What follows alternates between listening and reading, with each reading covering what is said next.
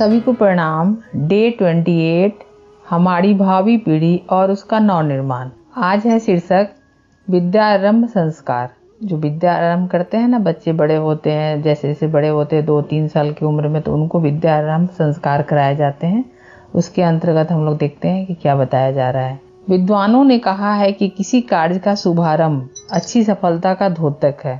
अपना बच्चा जब कुछ बड़ा हो चले तो मानव जीवन के सर्वश्रेष्ठ लक्ष्य प्राप्त करने की ओर आपको उसे लगाना है। शास्त्रकारों ने कहा है, जागतिक सुख और परलौकिक आनंद प्राप्ति का साधन विद्या ही है। सभी उत्कृष्ट कर्मों की परिसमाप्ति ज्ञान में यानी ज्ञानपूर्ण कर्म में ही होती है। शारीरिक, मानसिक तथा आंतरिक विकास इसके द्वारा ही सुसंपन्न होता है। विद्या से सर्व विषयक सत्यों की वास्तविकता की प्राप्ति होती है। इससे व्यक्तित्व में नियम, भाव और पात्रता की वृद्धि होने से धर्म, धन और सुख मिलते हैं। सर्व विषयक और सभी क्षेत्रों में उन्नति होती है। इनके सदुपयोग से विविध ऐश्वर्य, सुख, संपत्ति एवं कल्याण की अभिवृद्धि होती है और दुरुपयोग से भयंकर दुर्दांत आश्रित दुर्गुणों से भरकर अंत में घोर दुर्दशा और नरक की प्राप्ति होती है। यहाँ बताया जा रहा है कि किसी भी कार्य का शुभारंभ अच्छी सफलता की द्योतक होती है।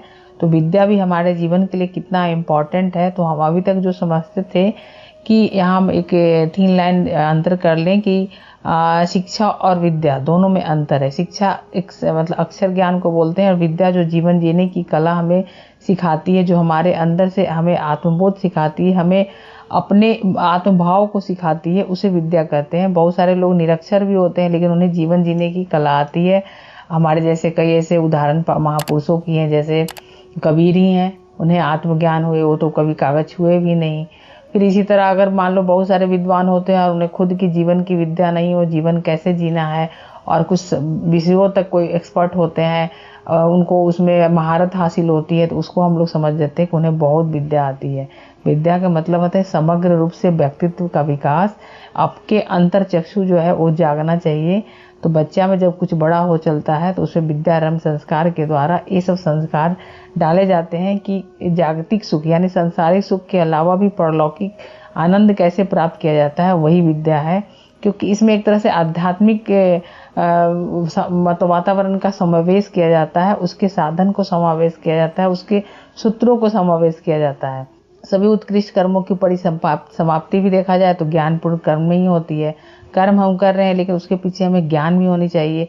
हमें पता होना चाहिए कि एक काम जो कर रहे हैं उसके पीछे की क्या विद्या है, और इससे क्या होता है, शारीरिक, मानसिक और आंतरिक विकास के द्वारा ही सुसंपन्न होता है। तो विद्या इसमें बहुत ही महत्वपूर्ण है। और विद्या क्या है, सर्व विषयक सत्यों की यानी सभी विषयों की सत्य और वास्तविकता की विद्या से प्राप्ति हो जाती है। हमारे परम पूज्य गुरुदेव ही देखिए, वो कितने कहा जाता है वो चौथी पास थे, लेकिन आज उन्होंने 3200 किताबों को उन्होंने लिख डाला। आज उनकी ही मतलब साहित्य को आज हम हमारी भावी पीढ़ी और उसका नवनिर्माण, वो पूरे भविष्य के एक दृष्टा तपोनिष्ठ थे और उन्होंने पूरे युग की मतलब दृष्टा भाव से उन्होंने एक दृष्टा उनको कहा जाता है। तो देखिए उन्होंने विद्या हासिल की तो कैसे गौतम बुद्ध थे, उन्हें जब आत्मबोध की विद्या हुई तो वो सिद्धार्थ से गौतम बुद्ध हो गए। तो जब विद्या जो हमें जीवन जीने की कला सिखाती है, आज हमारे बच्चे जो हैं विद्या को शिक्षा को समझ लेते हैं, जिसमें बहुत सारे बच्चे होते हैं बड़ी बड़ी चीज़ों की बड़ी बड़ी क्षेत्रों में बड़े बड़े पद के लिए सफलता प्राप्त करते हैं। अगर उन्हें अपेक्षित सफलता मिल गई तो ठीक है, नहीं मिलते तो धाराशायी हो जाते हैं, क्योंकि उनके पास शिक्षा है लेकिन विद्या नहीं है। विद्या हमें परिस्थितियों को अनुकूल बनाने के लिए सिखाती है। विद्या हमारी मन स्थिति को मजबूत बनाती है। विद्या हमें हमारी मन स्थिति को परिस्थिति के अनुसार ढालने के लिए सिखाती है।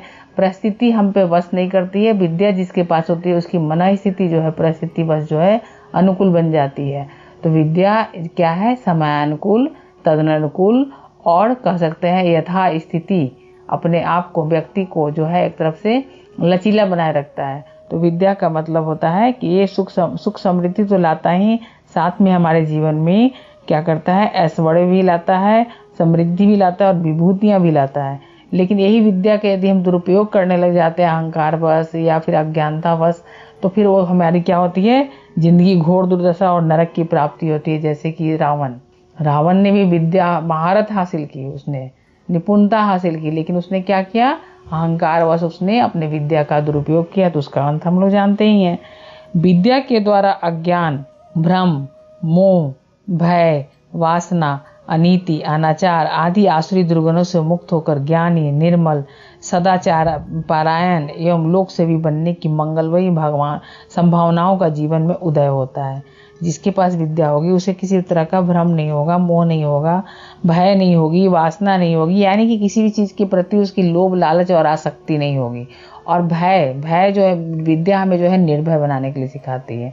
विद्या का मतलब हो गया मानवता, मानवता मूलक जो भी हमारे कर्म और व्यवहार हैं वही विद्या है। बहुत सारी चीज़ों को हम ना परंपरावश ऐसा भयभीत होकर करते चले आते हैं कि अगर हमने ऐसा नहीं किया तो अनर्थ हो जाएगा, भले ही उससे उसका आपके सामने वाला को क्यों ना कष्ट पहुंच जाए। तो ये हम इसकी मतलब को समझें कि नहीं, विद्या जो है, विद्या के द्वारा हमारी अज्ञानता और भ्रम और मोह, भय, वासना, अनीति ये सब दूर होते हैं, हमारा मन निर्मल होता है और हम मंगलमयी संभावनाओं यानी पॉजिटिविटी हमारे अंदर आती है। सकारात्मकता इतनी आ जाती है कि हम नकारात्मकता को एक तरह की ओर धकेलने लग जाते हैं। तो विद्या जीवन जीने की एक तरह से कला हमें सिखाती है। जिस युग में हम लोग निवास कर रहे हैं वह प्रजातंत्र युग है। प्रजातंत्र की शासन पद्धति तभी सुचारू रूप से चल सकती है जबकि नागरिक पढ़े लिखे हो और उनमें वह विवेक बुद्धि हो कि वह अच्छे आदमी को वोट देकर उसे सरकार में भेजे। यदि पक्षपात, दबाव, घूस, भय अथवा अन्य किसी कारण से लोग अच्छे और योग्य व्यक्ति के बजाय बुरे और अयोग्य व्यक्ति को चुनने की परंपरा डालते हैं तो सरकार का ढांचा लड़खड़ा जाएगा, धन और शक्ति का अपव्यय होगा, देश के निवासियों का जीवन नरक तुल्य बन जाएगा, जिसका परिणाम यह होगा कि चारों ओर अशांति, हिंसा और क्रूरता फैलेगी। लोग एक दूसरे की जान के दुश्मन बन जाएंगे। और हम लोग देख भी रहे हैं, प्रजातंत्र है, लोकतंत्र है, लेकिन लोग क्या है, अधिकांश लोग ऐसे हैं जो एकदम दबाव में पक्षपाती होकर अपने स्वार्थवश काम करते हैं। यानी अभी जो दुनिया चल रही है बिल्कुल स्वार्थ की दुनिया चल रही है, किसी न किसी रूप में उसका मूल में स्वार्थ होता है। तो इसके कारण क्या होता है, व्यक्ति सिद्धांतों पर ताक पे रख देता है। खास करके मानवता रूपी जो सिद्धांत है उसको जरूर नैतिकता रूपी सिद्धांतों को ताक पे रख जाता है और भय से या दबाव से वह वही काम करता है। और देखिए आज राजनीति हमारी कितनी विभत्स इसके रूप देखने को मिलते हैं। सरकार बार बार बनती है, गिरती है, इसमें कितने पैसे खर्च होते हैं, समय खर्च होते हैं, जनता जो आम जनता है वो प्रभावित होती है। लेकिन कहीं ना कहीं आम जनता भी दोषी है जो भय और दबाव में आकर ऐसी सरकार को चुन लेती है जिसे नहीं चुनना चाहिए। तो जिसका परिणाम क्या होता है, चारों ओर अशांति होती है। और हम लोग देखते भी हैं कि कैसे अशांति फैलती है। हमारे देश में चूंकि बेशक मताधिकार के आधार पर प्रजातंत्र शासन प्रणाली को अपना लिया गया है, दूसरे के सामने हमारे नेतागण आदर्शवाद की दुहाई देकर कह भी सकते हैं कि 44 करोड़, जब गुरुदेव ने लिखा होगा उस समय की जनता इतनी ही होगी, जनसंख्या। अभी तो ये हमारे यहाँ 1 अरब से ऊपर की जनसंख्या, लगभग 1.25 अरब है लगभग जनसंख्या। तो 44 करोड़ जनता का प्रजातंत्रीय देश संसार में भारत को छोड़कर अन्यत्र नहीं है। भारतवर्ष में शिक्षा केवल 20% है, 100 पीछे है। यानी अभी तो शिक्षा 70% के ऊपर पहुंच गई है। ये जब उस समय का ये गुरुदेव ने कहा है, जब जिस समय गुरुदेव ने किताब लिखी होगी। 100 पीछे अभी 20 व्यक्ति ही साक्षर हो पाए हैं। किसी भी स्वाधीन और प्रगतिशील राष्ट्र को आज के युग में 100% शिक्षित होनी चाहिए। यह सब प्रयत्न इसलिए किया जा रहा है क्योंकि आज के शिशु, बालक और युवक अच्छी शिक्षा प्राप्त करें, क्योंकि कल उन्हीं के ऊपर देश, समाज और राष्ट्र के संचालन की जिम्मेदारी आने वाली है। भावी भारत की उन्नति की कल्पना को वही साकार करेंगे। उन्हीं की योग्यता पर भारतीय संस्कृति के जीवित एवं प्रसारित रहने की आशा बांधी जा सकती है। इसलिए माता पिता को अपने बच्चे को पढ़ाने की ओर ध्यान देना चाहिए। जो माता पिता इस ओर समुचित ध्यान नहीं देते, उनके लिए चाणक्य ने लिखा है, माता शत्रु पिता वैरी एन बोलो ना पाठित। यानी कि जो बच्चे को नहीं पढ़ाते हैं, बच्चे की पढ़ाई की ओर ध्यान नहीं देते हैं, वह माता शत्रु होती है। पिता जो है बैरी एन बोलो ना पाठित, एक तरह से बैर की भावना को विकसित करते हैं। क्योंकि बच्चा साक्षर होगा तभी वो जान पाएगा कि किसी भी महापुरुषों की जीवन कैसे है, किसी से कैसे क्या सीखा जाता है। क्योंकि विद्या को सीखने के लिए साक्षर होना एक कह सकते हैं मूल जरूरत है।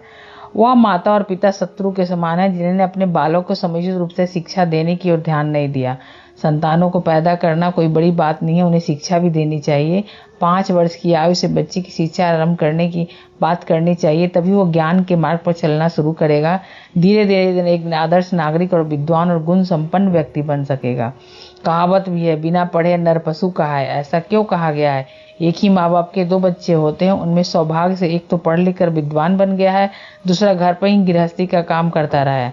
आप उन दोनों में अंतर देखिए। यह बात दूसरी है कि सायंकाल तक अपने लिए भोजन की व्यवस्था बेपढ़ा भी कर ले, लेकिन उसकी बोलचाल में जमीन आसमान का अंतर मिलेगा। पढ़े की बात चित सलीके की होगी, उसकी वाणी में मिठास होगी, वह किसी आगंतुक का अपने द्वार पर स्वागत करेगा, उसे प्रसन्न करने का तरीका जानेगा। इसके विपरीत बेपढ़े लिखों में न तो बातचीत करने का तरीका होगा, न स्वागत सत्कार करने का। पढ़े का चेहरा सज्जनता पूर्वक दिखाई पड़ेगा, बेपढ़े का यदि जानवर का नहीं तो जानवर जैसा रूखा अवश्य होगा। यहाँ बताया जा रहा है कि यदि बिना पढ़े हुए व्यक्ति रहता है तो नर पशु की जैसा होता है, क्योंकि वो आगे का अपनी सौभाग्य का दरवाजा लॉक कर देता है। और एक पढ़ा लिखा व्यक्ति में और अनपढ़ व्यक्ति में हम देखते हैं कि कैसे अंतर होता है, और हम लोग देखते भी हैं कि कैसे अंतर होता है। वो बेवकूफ़ भी बन जाता है, या फिर आज के ज़माने में तो बिल्कुल ये नहीं चलेगा। तो हमें समय के हिसाब से चलना चाहिए। और एक जो हम लोग देख रहे हैं कि कैसे जीवन में पढ़ना लिखना ज़रूरी है। प्रायः देखेंगे बच्चे बालिकाओं के साथ किसी भी घर में भेदभाव होते हैं, बालिकाओं को शिक्षा नहीं दी जाती है, बालकों को दी जाती है कि बालिकाओं को तो शादी करके कहीं भेज देना है। लेकिन ये नहीं समझते हैं कि आने वाली भावी पीढ़ी का नव निर्माण यही बच्ची आगे चलकर माँ बनेगी तो करेगी। तो हम दूरदर्शी होकर नहीं सोच पाते हैं। भारत के अनेक गांवों में घोर अशिक्षा व्याप्त है। अशिक्षा से ही गंदगी, छुआछूत, वैमनस्य, जात पात का भेद जड़ जमाए हुए है। शिक्षा रूपी सूरज के प्रकाशित होते ही ये रजनीचर सब स्वयं भागकर बिलों में शरण ले लेंगे। इसलिए भारतवासियों को उन्नति का एकमात्र आधार शिक्षा है। शिक्षा के व्यापक प्रसार से ही युग निर्माण की कल्पना साकार होगी, तभी तो उत्तम विचार फैल सकेंगे। नवीन विचारों से ही नवीन युग का प्रादुर्भाव होगा। नवीन युग आज की दुर्दशाओं का अंत करेगा और मानव जीवन सार्थक होगा। यहाँ बताया जा रहा है कि शिक्षा ही जो है व्यापक रूप से प्रसार क्या करेगी, युग निर्माण की कल्पना को क्या करेगी, साकार करेगी। तो शिक्षा क्या है? सूरज के प्रकाशित होते ही यह रजनीचर, यानी कि जो शिक्षा रूपी जो सूर्य है उसके प्रकाशित होते ही तमाम तरह की जो अंधकार, विचारों के अंधकार है, भावनाओं के अंधकार है, परंपराओं के अंधकार है, विश्वासी रूपी जो अंधकार है वो सब दूर हो जाएंगे। विद्या आरंभ की शुभ वेला को विद्यारंभ संस्कार कहा जाता है। 5वें वर्ष में आप बच्चे की विद्यारंभ संस्कार कराएं। मुंडन संस्कार पर तो लोग बड़ा पैसा खर्च करते हैं, लेकिन विद्यारंभ संस्कार को उतना महत्व नहीं देते। बड़े संक्षिप्त रूप में उसका आयोजन करते हैं। जब बच्चा 5वें वर्ष में पहुंचे तो किसी योग्य आचार्य से आप पूछकर शुभ मुहूर्त निश्चित करें, फिर उसी के अनुरूप अपनी तैयारी प्रारंभ करें। तैयारी से एक लाभ यह भी होता है कि उसके उस संस्कार के प्रति अनुकूल वातावरण बनता है, बच्चा भी कुछ समझने लगता है। यह सब उसी के लिए हो रहा है। उसके लिए जब उस दिन पहनने के लिए अच्छे कपड़े बनते हैं, टोपी आती है, जूता खरीदा जाता है, पट्टी बनती है, तो ये सब देखो उसे भारी प्रसन्नता होती है। वह फुला फुला घूमता है और अपनी सखा मंडली में सबसे अपनी तुतली भाषा में कहता है कि मेरा विद्यारंभ संस्कार है। रिश्तेदार, मित्रों, सहयोगियों के आप उस दिन आने के लिए निमंत्रण अवश्य दें। इससे 2 लाभ होंगे। प्रथम तो सब लोग आपके बच्चे के लिए विद्या पढ़ने के लिए मंगल कामना करेंगे, आशीर्वाद देंगे, जिसका सूक्ष्म प्रभाव बच्चे पर अवश्य पड़ेगा। दूसरे, आपके संस्कार आयोजन से वह लोग भी प्रेरणा ग्रहण करेंगे अपने बच्चे को पढ़ाने की तथा विद्यारंभ संस्कार कराने की। तो इस प्रकार ये शीर्षक जो है यहीं समाप्त होता है। सभी को धन्यवाद। और हम विद्यारंभ के संस्कार के महत्व को समझ भी रहे हैं, और आज हम लोग देख भी रहे हैं हमारा भारत काफ़ी आगे जा चुका है, खास करके साक्षरता के मामले में। तो साक्षरता के मामले को लेकर कहीं न कहीं हम लोग विद्या के महत्व को समझ रहे हैं, तभी इस ओर बढ़ रहे हैं। इसके लिए सभी को ढेर सारी शुभकामनाएं, कोटि कोटि धन्यवाद। हमारे YouTube चैनल को सब्सक्राइब करें और बेल आइकन को दबाकर ऑल पर क्लिक करें ताकि आने वाले सभी वीडियोस की नोटिफिकेशन आपको मिलती रहे।